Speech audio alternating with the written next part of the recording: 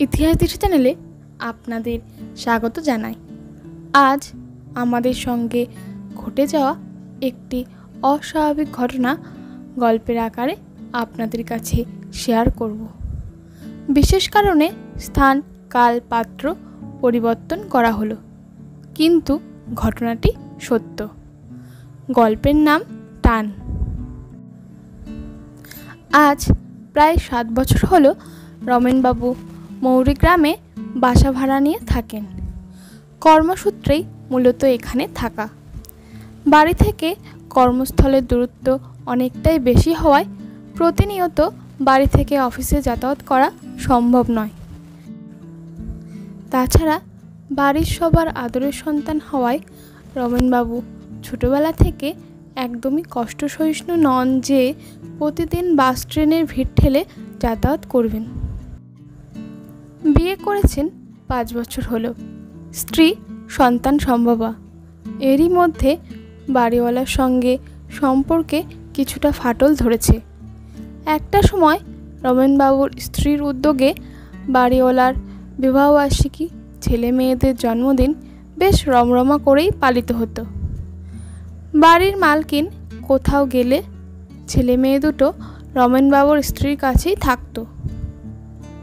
কিন্তু এখন সেই সম্পর্ক বেশ ফিকে হয়ে গেছে। সমস্যার মূল কারণ রমেনবাবুর বাড়ির কাজের মহিলা প্রমীলাদি।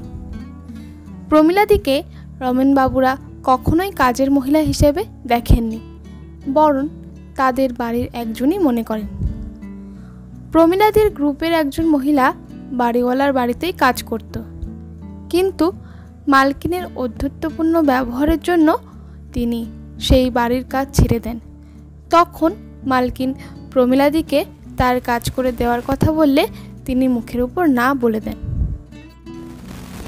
কাজের লোকের এই না বলাটা যেন একদমই সহ্য করতে পারলেন না রমেনবাবুর বাড়িওয়ালা ও তার স্ত্রী। এরপর থেকেই বাড়িওয়ালার স্ত্রী নানাভাবে প্রমীলাদিকে হেনস্থা করে যেতে লাগলেন। রমেনবাবু ও তার স্ত্রী দুজনেই ভীষণ মুখ চোরালো, কোনো ঝুট ঝামেলার মধ্যে যেতে চান না। ইতিমধ্যেই তিনি একটি পুত্র সন্তানের বাবা হয়েছেন। ভাবছেন সব কিছু ঠিক হয়ে যাবে আগের মতো, কিন্তু একটা সময় বাড়ির মালিক ও তার স্ত্রীর ব্যবহারে তিনি ভীষণ বিরক্ত হয়ে বাড়িওয়ালা দাদার কাছে বলতে গেলে তিনি উল্টে তার কাজের লোকের নামে মিথ্যা অপবাদ রটিয়ে দেন। তার কাজের লোক নাকি বেশি জল অপচয় করে, ইচ্ছে করে বাথরুমে জোরে জোরে কাপড় কাচে, যাতে নাকি তাদের অসুবিধা হচ্ছে। এবার আর রমেনবাবু নিজেকে ঠিক রাখতে পারলেন না। মনে মনে স্থির করলেন যেভাবেই হোক নতুন বাসাবাড়ি খুঁজতেই হবে। তাছাড়া সকালে ঘুম থেকে উঠেই প্রায় সারাদিনই বাড়িওয়ালা দাদা ও দাদার স্ত্রীর মধ্যে ঝামেলা চলতে থাকে। অফিস থেকে ফিরে যে শান্তিতে একটু ঘুমাবেন তা আর হয়ে ওঠে না। সেই ঝামেলা কোনো দিন মাঝরাত পর্যন্ত চলতে থাকে। রমেনবাবুর যেন আর এই পরিবেশ সহ্য হচ্ছে না। তাছাড়া বাচ্চাটা বড় হলে সে কি শিখবে? কিন্তু বললেই তো আর চট করে বাড়ি পাওয়া যায় না। থাকার জন্য পরিবেশ, পরিস্থিতি সব কিছু ভালো করে বিচার বিবেচনা করতে হয়। রমেনবাবু ও তার স্ত্রী দুজনেই বেশ সচ্ছলতার মধ্যে বড় হয়েছেন, তাই একটু ভালো পরিবেশই তাদের কাম্য। তাছাড়া ছোট বাচ্চাও সঙ্গে আছে। যেহেতু রমেনবাবুর বদলির চাকরি, তাই স্থায়ী বাড়ি তৈরি করার ঝুঁকিও নিতে পারছেন না। ইতিমধ্যে রমেনবাবুর অফিসে পূজার ছুটি শুরু হয়ে গেছে। তিনি উঠে পড়ে লাগলেন বাড়ি খোঁজার জন্য। তার যত পরিচিত ছিল সবাইকেই তিনি জানালেন। কেউ কেউ খোঁজ দিলেন, কিন্তু বাড়ি দেখে তার পছন্দ হলো না। হয়তো কোথাও রাস্তার সমস্যা, কোথাও জলের সমস্যা, কোথাও ঘর খুব ছোট। মনের মতো কিছুতেই হচ্ছে না। পূজার আবর্তে চারিদিকে খুশির আমেজ, কিন্তু রমেনবাবুর মনে কোনো আনন্দ নেই। পূজা প্যান্ডেলের গানের আওয়াজ তার কান পর্যন্ত যেন প্রবেশ করতে পারছে না। মাথায় সবসময় একটাই চিন্তা, যে করেই হোক নতুন বাড়ি ভাড়া খুঁজতেই হবে।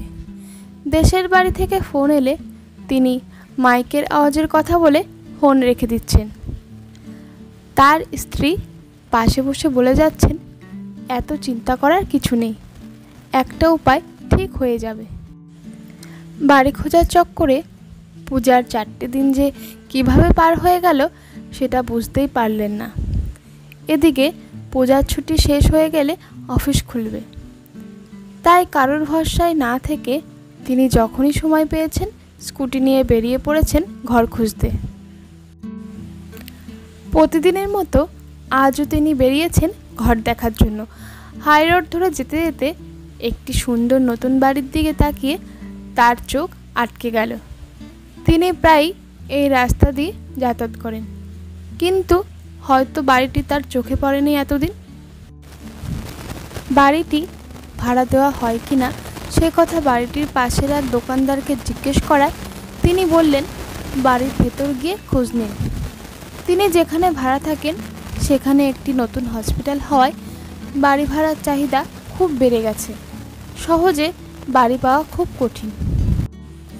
যাই হোক, তিনি রাস্তার পাশে গাড়ি রেখে ধীরে ধীরে বাড়িটির দিকে এগিয়ে গেলেন। বাড়িটি নতুন হলেও তার সামনে বেশ ঘাসপাতার জঙ্গল হয়ে আছে। গেট পেরিয়ে বেশ কয়েকবার কলিং বেল চাপার পরও বাড়ির ভেতর থেকে কেউ বেরিয়ে এলেন না। এদিকে বাড়ির সদর দরজা খোলা, ওপর থেকে ফ্যান চলার আওয়াজ পাওয়া যাচ্ছে।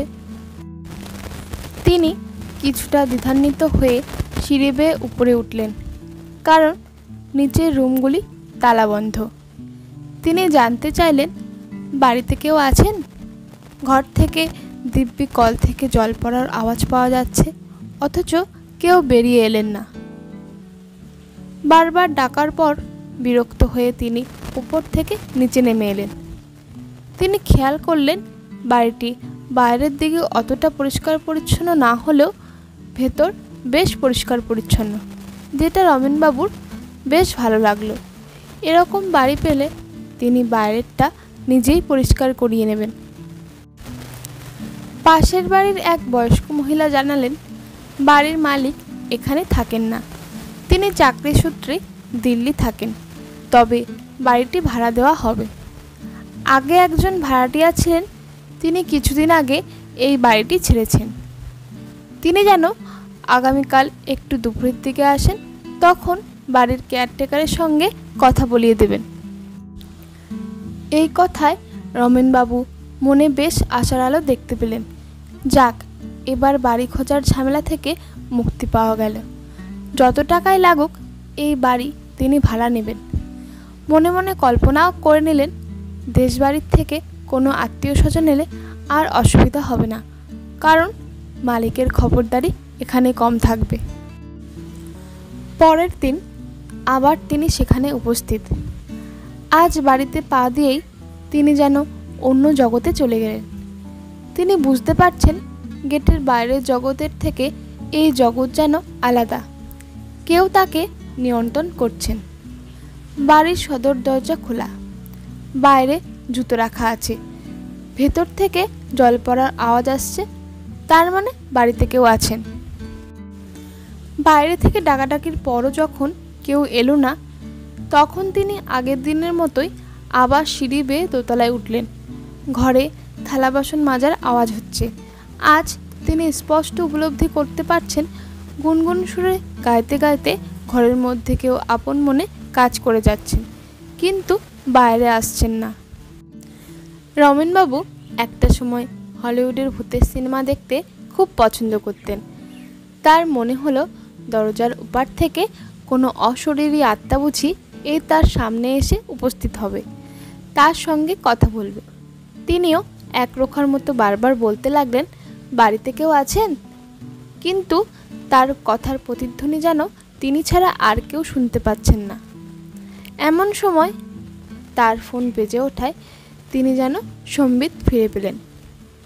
ফোনের ওপার থেকে তার পরিচিত একজন জানালেন, বিকালে নতুন বাসা দেখাতে নিয়ে যাবেন। বাড়ি ফিরেও যেন রমেনবাবুর ঘোর কাটছে না।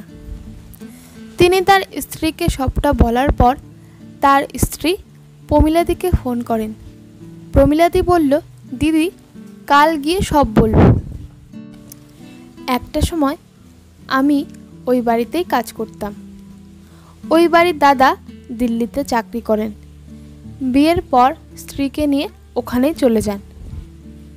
তখন সবে নতুন বাড়ি তৈরি হয়েছে। কয়েক মাসের মধ্যেই ওই বাড়ির কাকিমা মারা যান। উনি বাড়িটাকে সবসময় সুন্দর করে গুছিয়ে রাখত। কাকিমার মৃত্যুর পর কাকু ওখান থেকে অন্য জায়গায় চলে যান। আমিও ওই বাড়ির কাজ ছেড়ে দিই। এরপর একজন বাড়ি ভাড়া নেন, কিন্তু তিনি বাড়িতে বেশি দিন থাকতে পারেননি, কারণ সব সময় উপরে রান্নাঘর, বাথরুম থেকে আওয়াজ হতো। আজও কাকিমার অতৃপ্ত আত্মা ওই বাড়ির টানে ওখানেই আছে। তোমরা ছোট বাচ্চা নিয়ে ওখানে যেও না। তুমি বাড়িতে একা থাকবে, কখন কি অসুবিধা হবে কে বলতে পারে। প্রমীলাদির মুখে এই কথা শোনার পর রমেনবাবুর চোখে ভেসে উঠল এক বয়স্ক মহিলা লাল পাড় শাড়িতে গুনগুন সুরে গান করতে করতে পরম যত্নে আপন মনে বাড়ির সমস্ত কাজ করে যাচ্ছেন।